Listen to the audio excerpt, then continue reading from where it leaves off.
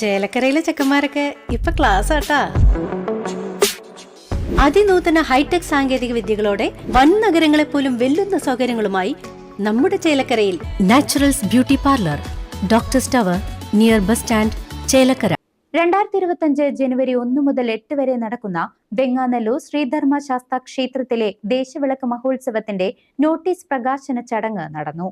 ജനുവരി 1 മുതൽ 8 തീയതി വരെ വിവിധ ദിവസങ്ങളിൽ വിശേഷാൽ ചടങ്ങുകളോടെയും വർണ്ണാഭമായ വിവിധ കലാപരിപാടികളോടെയുമാണ് 2025 വെങ്ങാനല്ലൂർ ശ്രീധർമ്മശാസ്താ ക്ഷേത്രത്തിലെ ദേശവിളക്ക് മഹോത്സവം ആഘോഷിക്കുന്നത്. ക്ഷേത്ര സംരക്ഷണ സമിതി പ്രസിഡന്റ് ഗോപി ചക്കുന്നത്ത് ഡോക്ടർ ഉണ്ണികൃഷ്ണന് നോട്ടീസ് കൈമാറിക്കൊണ്ട് പ്രകാശന കർമ്മം നിർവഹിച്ചു.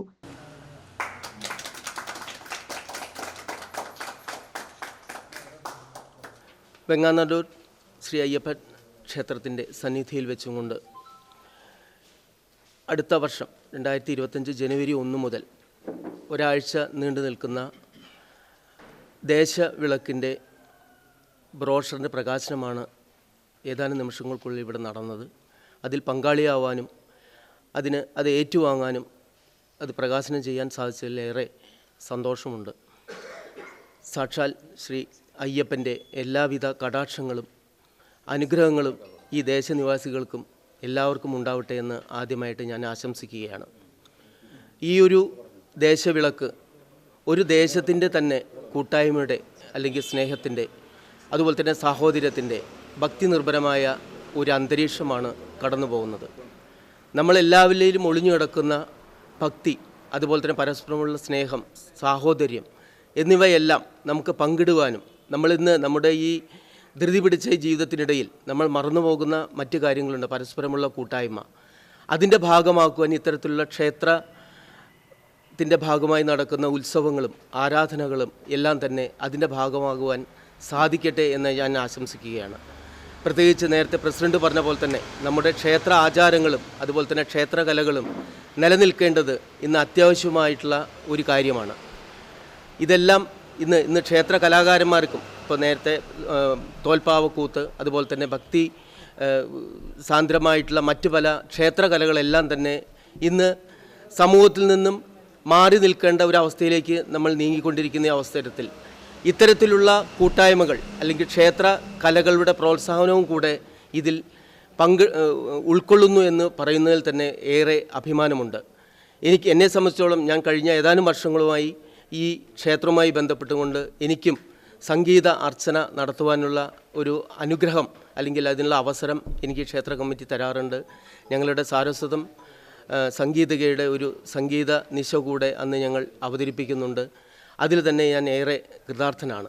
നമുക്ക് ഇവിടെ ഈ അയ്യപ്പ സന്നിധിയിൽ വെച്ച് തത്വസി എന്ന് പറഞ്ഞെങ്കിൽ തത്വമസി, അത് ഞാൻ നീയാകുന്നു അല്ലെങ്കിൽ ഞാൻ നീയാകുന്നു അല്ലെങ്കിൽ ഇത് ഈ ഒരു ഒറ്റ വാക്കുകൊണ്ട് തന്നെ നമ്മളിലുള്ള ഈശ്വര ചൈതന്യം നമ്മൾ തന്നെ മനസ്സിലാക്കേണ്ടതിൻ്റെ ആവശ്യമാണ് ശ്രീ ധർമ്മശാസ്താവ് നമ്മളെ ഉപദേശിച്ചിട്ടുള്ളത്.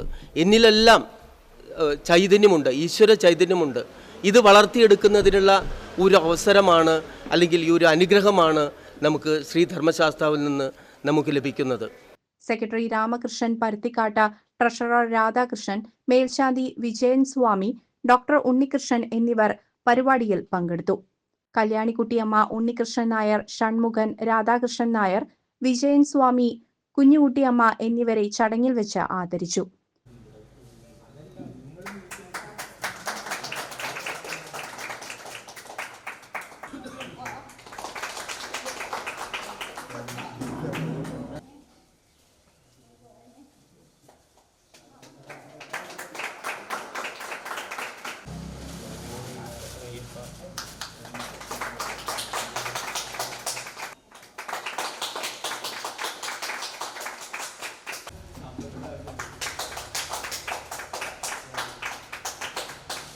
മണ്ഡലമാസത്തിലെ ദേശവിളക്ക് മഹോത്സവത്തിൽ ഗംഭീരമായ പഞ്ചാരിമേളം, സോപാന സംഗീതം, ഭക്തിഗാനസുധ, ഭജന, ഭക്തിപ്രഭാഷണം, ഹരിനാമ കീർത്തനം, തോൽപ്പാവക്കൂത്ത്, ദേശത്തിലെ കുട്ടികളുടെ കലാപരിപാടികളും തിരുവാതിരക്കളി, പാണ്ടിമേളം, തായമ്പക എന്നിങ്ങനെ മിഴിവാർന്ന കലാപരിപാടികളാണ് സംഘടിപ്പിച്ചിരിക്കുന്നത്. ദേശവിളക്ക് സമാപന ദിനത്തിൽ ക്ഷേത്രത്തിൽ നിന്ന് ആറാട്ട് പുറപ്പെട്ട തിരുവീമ്പിലപ്പന്റെ സന്നിധിയിൽ ഭക്തിസാന്ദ്രമായ ആറാട്ട്, എഴുന്നള്ളിപ്പ്, വാദ്യമേളങ്ങളുടെ അകമ്പടിയോടെയുള്ള ഘോഷയാത്രയും നടക്കും. ജനുവരി 9 അയ്യപ്പ ജനനം, മേളത്തോടുകൂടിയുള്ള എഴുന്നള്ളിപ്പ്, തുടർന്ന് തിരിയൊഴിച്ചൽ, അയ്യപ്പനും വാവരും വെട്ടും തടവും എന്നീ ചടങ്ങുകളോടെയാണ് ഈ വർഷത്തെ ദേശവിളക്ക് മഹോത്സവത്തിന് സമാപനം കുറിക്കുന്നത്. CCV news, Chelakkara.